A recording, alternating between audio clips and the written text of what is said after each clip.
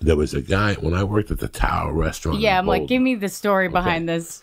This is the first time anybody's going to hear this story, because I just did last Wednesday, I did the one-man show, and it was covering that time of my life. Right. And I remember starting to write this and going, I don't even have time. Yeah. This is a 2-hour story on its own. The guy, I got hired at the Tower Restaurant as a fucking dishwasher. Yeah. Tuesdays, I knew a guy from New York, and he goes, Dog, I always see you lifting weights and hitting the bag.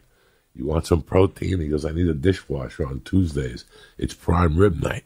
And I'll give you all the mistakes. All right. So I said, okay. It was like $8.50 an hour. I don't know what it was. It didn't really matter.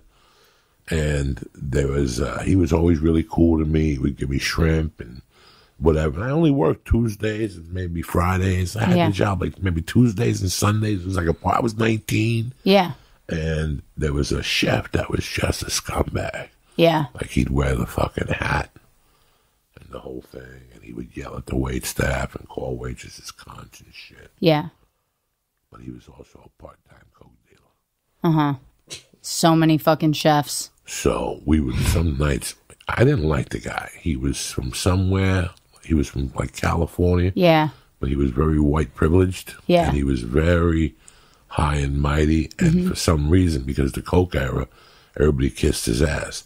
At that time in my life, I was playing a kid that didn't do coke because I was taking down drug dealers.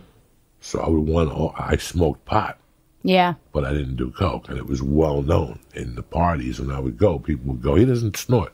Yeah. And I'd have an 8-ball in my pocket. But I swear to God, I lived that double life. Yeah. For 9 months. Yeah. Because that was my intention, to rob these guys. Right. But this guy took a special interest in because he was just a scumbag. Right. And because I worked with You're like, him, I'm going to enjoy this one. I'm going to enjoy this. Yeah. One. So I kicked it up. I started working like Tuesdays, Thursdays, and Saturdays. Yeah. Just so I could watch him more and hear his schedule. Yeah.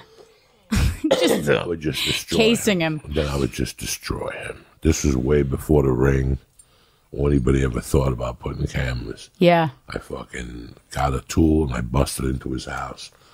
And I wouldn't steal all the coke. I would take some of it just to cause a rift between him and his roommate. Yeah. You know what I'm saying? It's so just enough to see him walk into work a little fucking ruffled. Yeah, just enough. And then this went on for 4 months. Yeah. Because he was a skier. If you're a coke dealer, you can't ski. You got to be watching your staff. I don't know. Especially with Uncle Joey's in the neighborhood. They laid me off from the electrician company for the holidays. So I collected unemployment. But the building needed a snow shoveler in Snowmass Village.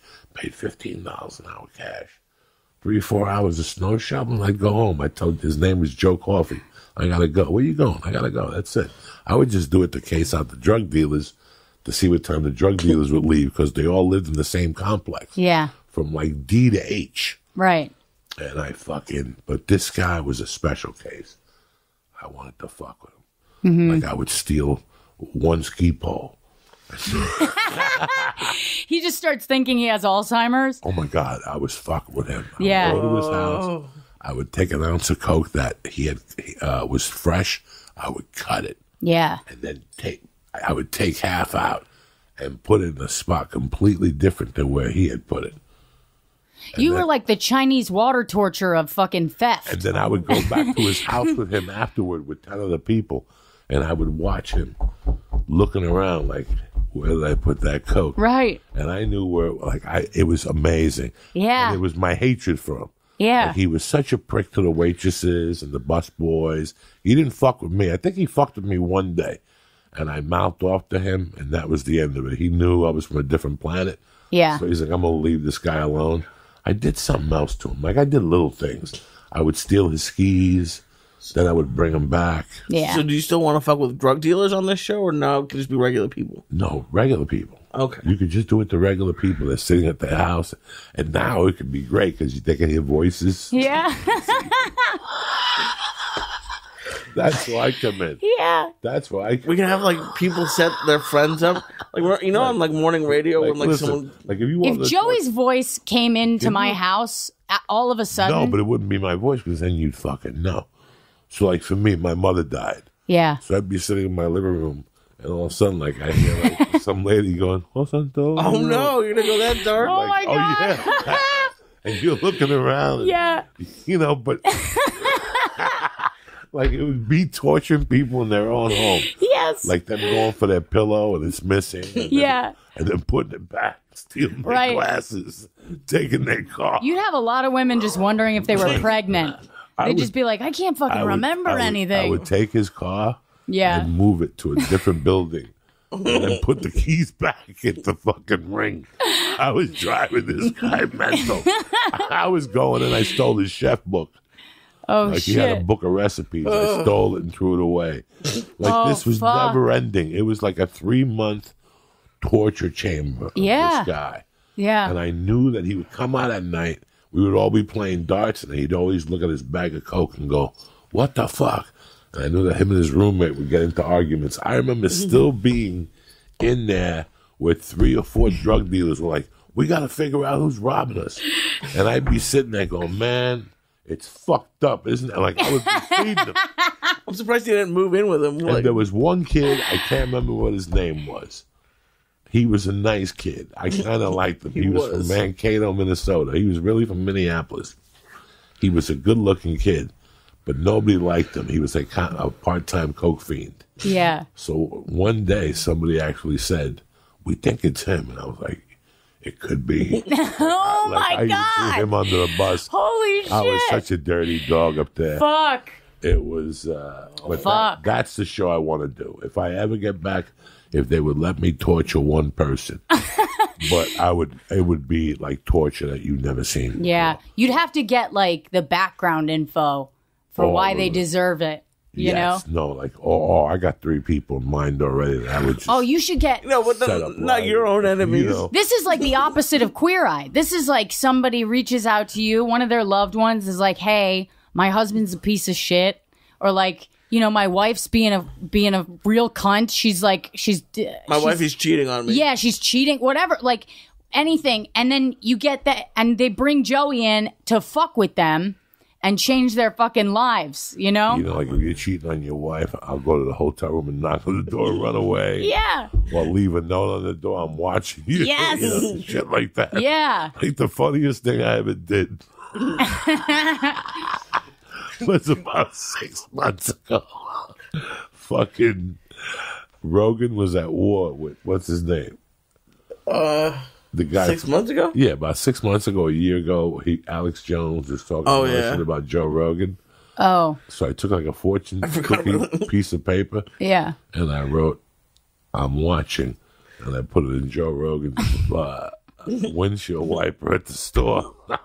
Like I'm one of those dudes. Oh my God. That's fucking great. So I'll play with your paranoia. Yeah. Like I'll play with That's fucking dark. Could you do it if they knew that it was coming? Like I'm trying to think how we get around this legally because you're gonna send people to therapy. I was like, what if it's like like one of those TV court shows, Right. and like they could agree, like you could owe them $10,000, or Joey's gonna torture you for a month. My job is to put you either to make you go to the police and tell them somebody's following you. Yeah. To make you go to an insane asylum. Yeah. Or tell them that you're hearing voices. Yeah. Like, that's the main thing. That's beautiful. I keep hearing Chinese music.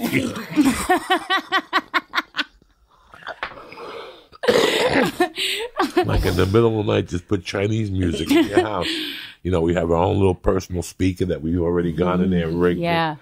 Or like old-timey radio. That would freak me the fuck out. You go food shopping, I know you love orange juice. Every time you go food shopping, I steal the orange juice. Yeah.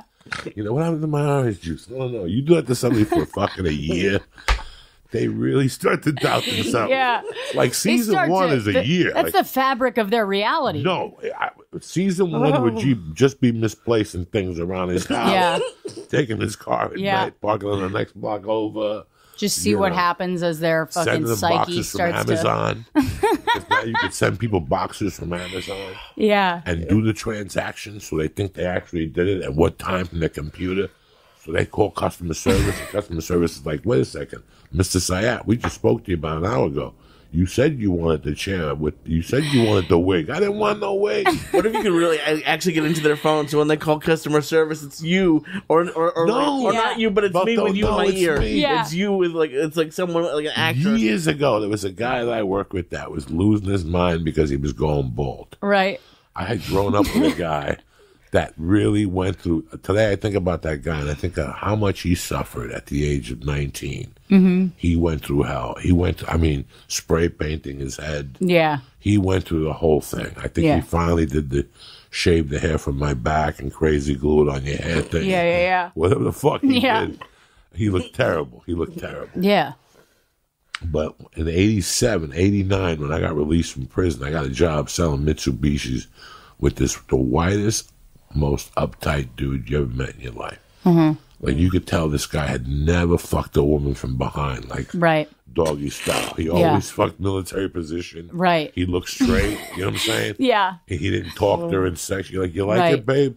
And he was, I'm focusing, you know. He was one of those assholes. Yeah.